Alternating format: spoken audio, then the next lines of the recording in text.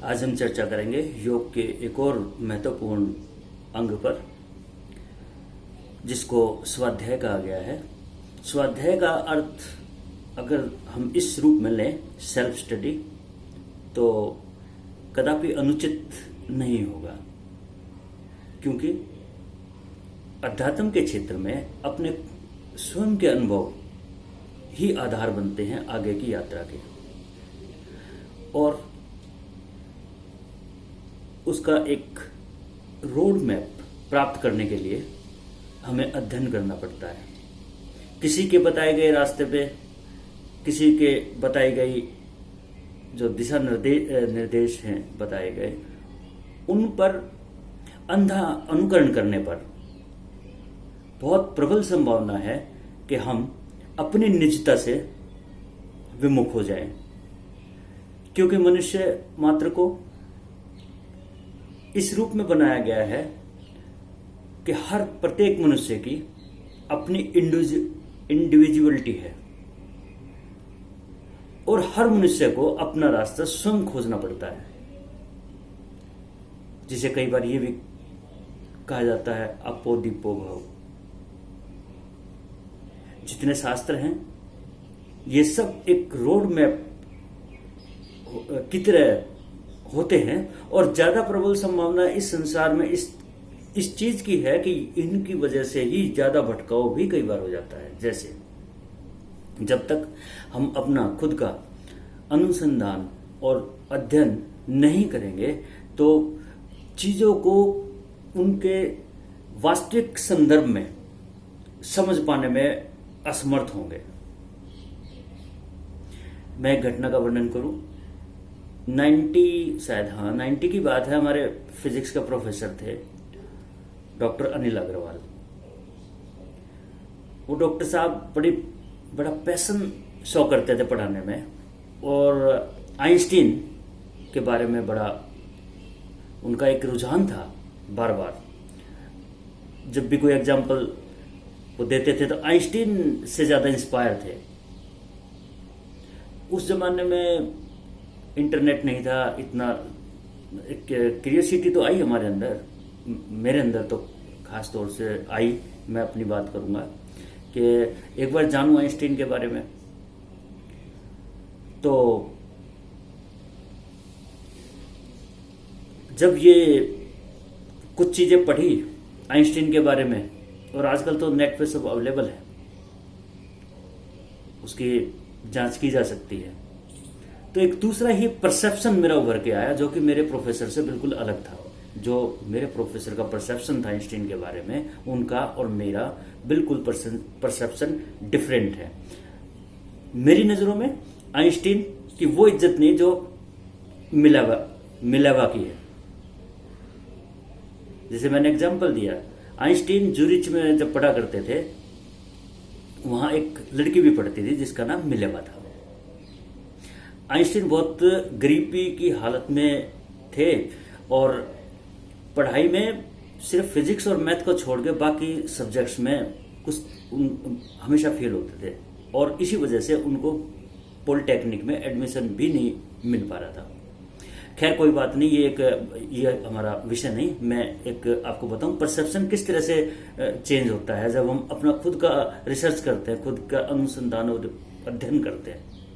सारी दुनिया आज आइंस्टीन को जानती है। एक छोटा बच्चा भी जानता है जो साइंस पढ़ता है 11th-12th का, आइंस्टीन के बारे में जानता है। 10th का बच्चा भी जानता है, लेकिन कोई मिलेवा के बारे में नहीं जानता। और हकीकत क्या है, जैसे अगर जो आप देखें तो जब वहां वो लड़की मिलेवा पढ़ा करती थी और आइंस्टीन, दोनों इकट्ठे ही एक जगह जूरिच में पढ़ते थे, और दोनों ही, बल्कि मैं कहूंगा मिलेवा ज्यादा टैलेंटेड थी फिजिक्स और मैथ में आइंस्टीन से। तो दोनों का स्वाभाविक है, दोनों का पैशन फिजिक्स था, तो दोनों का आकर्षण हुआ, दोनों में प्रेम हो गया। और प्रेम हो गया तो जब रात्रि के समय जब सारा संसार सोता था, वो लालटेन जला के और दोनों फिजिक्स की और मैथ की प्रॉब्लम्स को डिस्कस करते थे। और इस प्रकार उन्होंने 3-4 साल गुजार दिए। इसी बीच ये हमारे उस विषय नहीं कि इसी बीच उसने एक बच्ची को भी जन्म दिया और उस बच्ची को कहीं उसके बारे में कोई डॉक्यूमेंट ऑथेंटिक नहीं है कि वो उस बच्ची का क्या हुआ। और उसके बाद बड़ी बामुश्किल शादी हुई मिलेवा की और आइंस्टीन की, क्योंकि मिलेवा 4-5 साल बड़ी थी आइंस्टीन से, और फिर दूसरा आइंस्टीन ज्यू थे और वो ज्यू नहीं थी और जर्मन से बिलोंग नहीं करती थी। तो अब जब शादी हुई, पैसा पास नहीं, कड़की हुई, लेकिन दोनों एक दूसरे के लिए बड़े उत्थान में सहायक सिद्ध हुए कि जब भी कोई फिजिक्स और मैथ की प्रॉब्लम होती थी तो दोनों इकट्ठे वो करते थे। और उस समय के लिखे गए मिलेवा के जो हम अगर जो पत्र पढ़े तो मिलेवा एक पत्र में लिखती है कि ये 1904 के आसपास की बात है कि मेरे पति my husband will be famous after the publication of these papers, so we have finished a major work of science. So उस समय जो 4-5 जो उन्होंने खोज की थी दोनों ने मिलके, वो पत्र प्रकाशित किए गए। प्रकाशित क्या किए गए कि उस जमाने में उनको आर्टिकल्स के बदले पैसे मिला करते थे, तो पैसे कमाने के लिए आइंस्टीन ने वो जो है अपने पत्र पब्लिश कराए।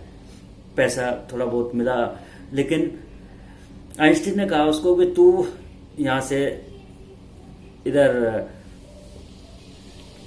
एक जगह का नाम है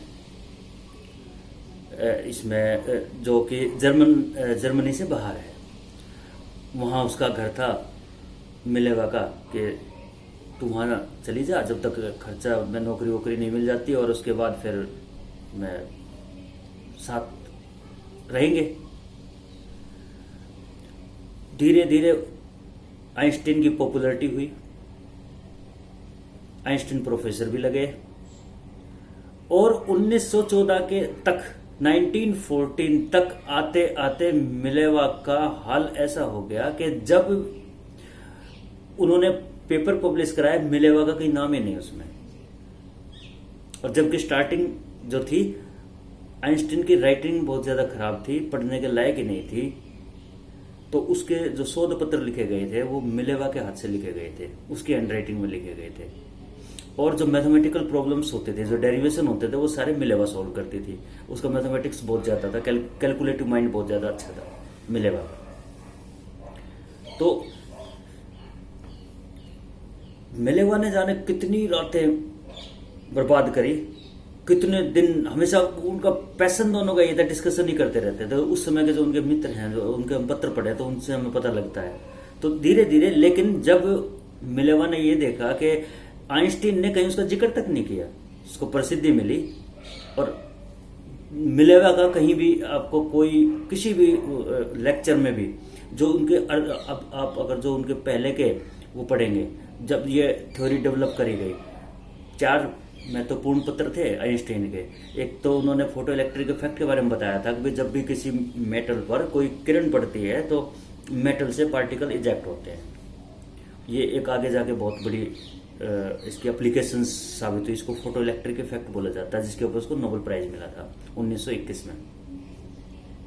एक दूसरा उन्होंने दिया था कि ब्राउनिंग मोशन के ऊपर।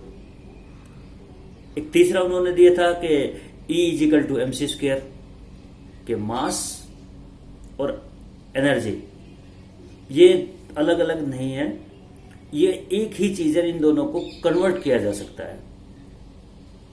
और वो जो समीकरण दिया कि E = mc², मतलब आसान भाषा में अगर जो मैं समझाऊं तो ये है कि अगर जो मान लो मैं प्रकाश की गति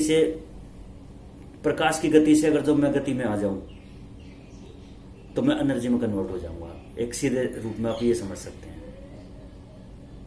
और दूसरे अर्थ में कि मान लिया कि कोई मास है, उसको वेलोसिटी ऑफ लाइट के स्क्वायर से मल्टीप्लाई कर दो तो उतनी एनर्जी वो बना सकता है। एक ये है जिसके ऊपर कि एटॉमिक बम भी बना फिर बाद में।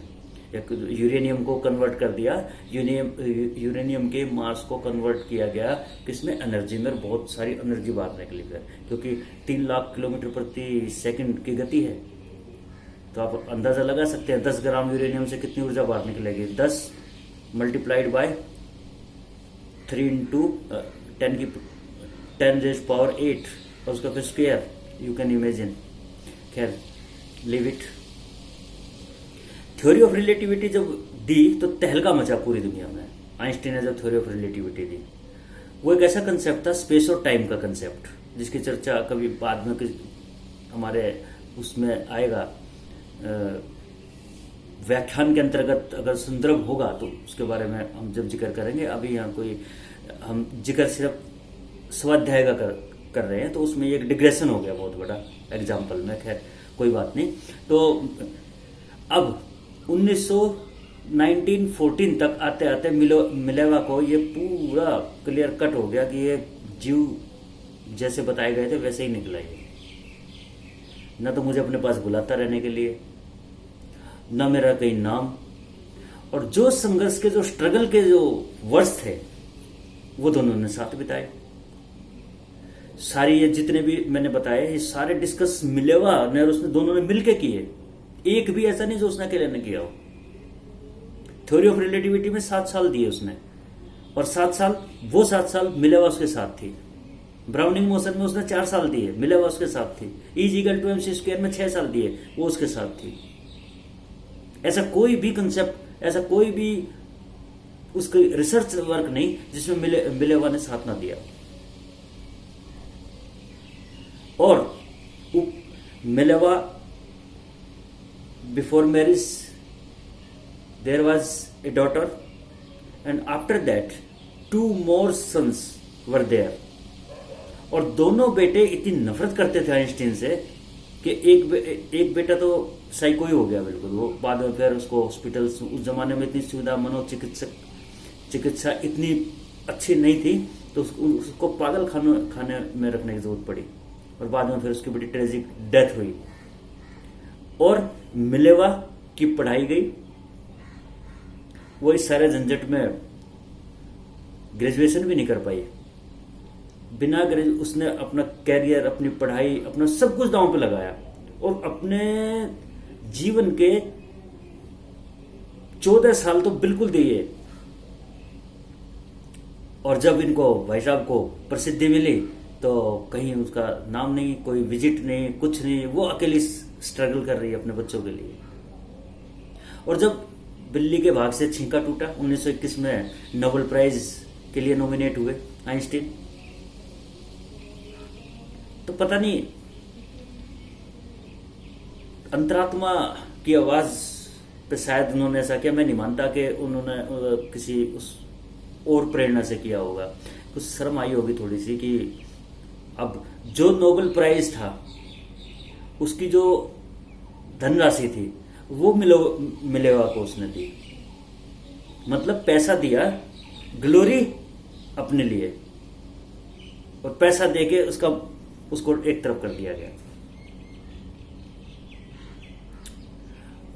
जब मैं एक स्टोरी पढ़ रहा था तो मेरा तो परसेप्शन आइंस्टीन के बारे में एकदम दूसरा हुआ। और जब 1919 में 1919 में जब डाइवोर्स हुआ, जस्ट आफ्टर 3 months ही मैरिड टू हिज कजन, अपनी कजन सिस्टर जो उसकी सगी मौसी की लड़की थी, उसके साथ शादी की उसने, एल्सा के साथ।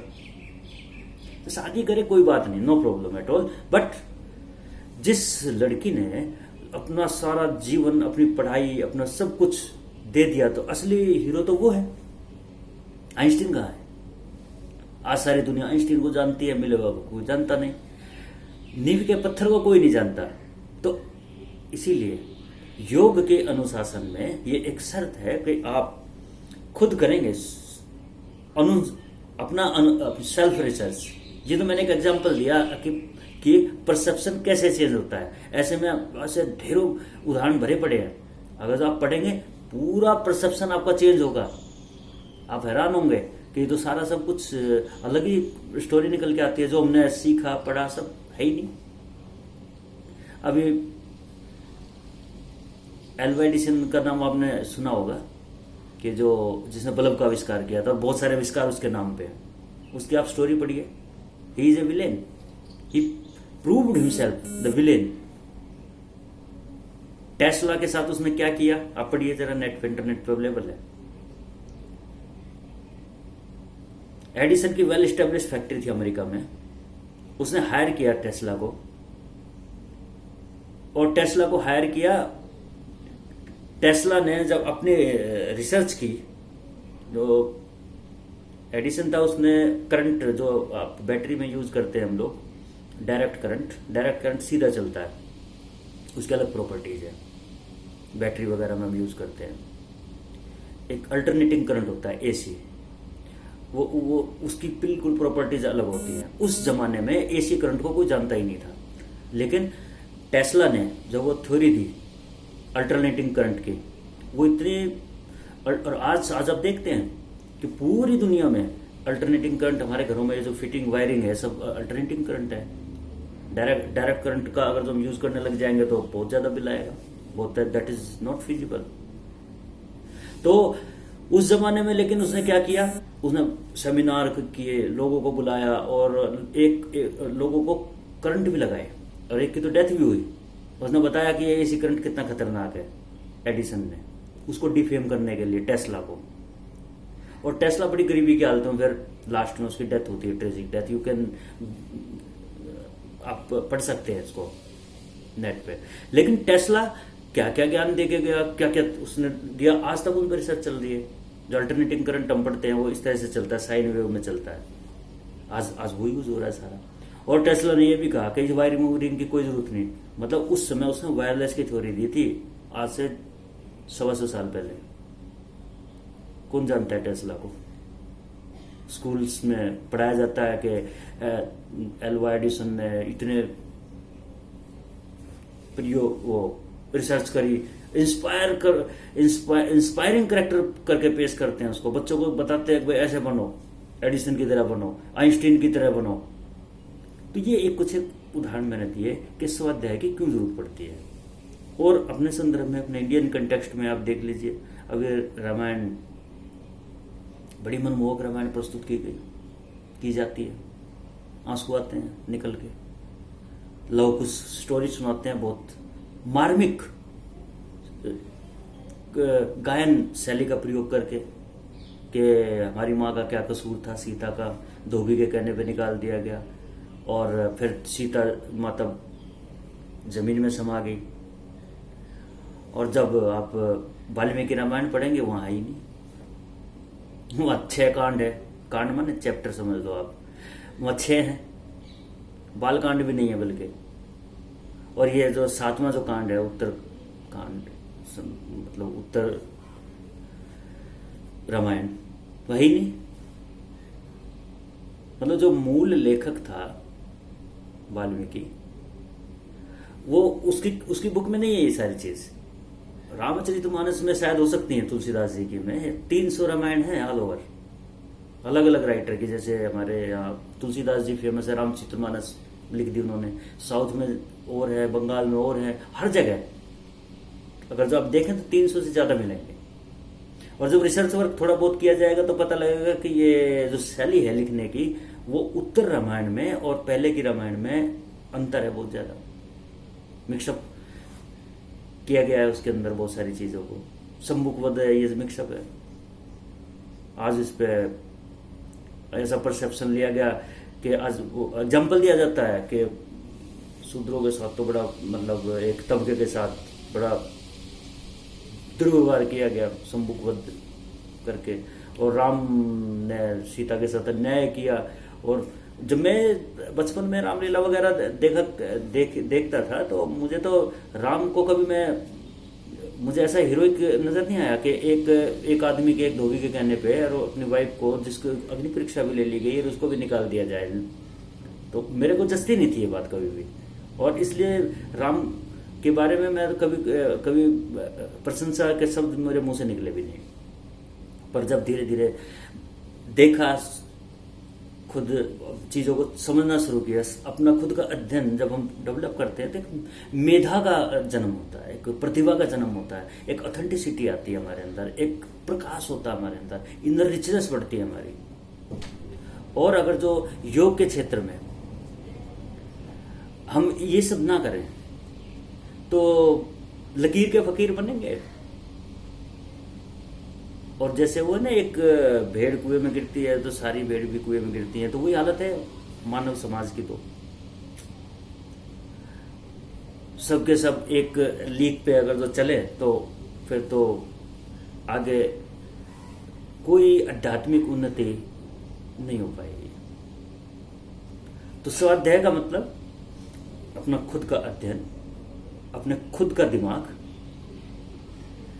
किसी बाह्य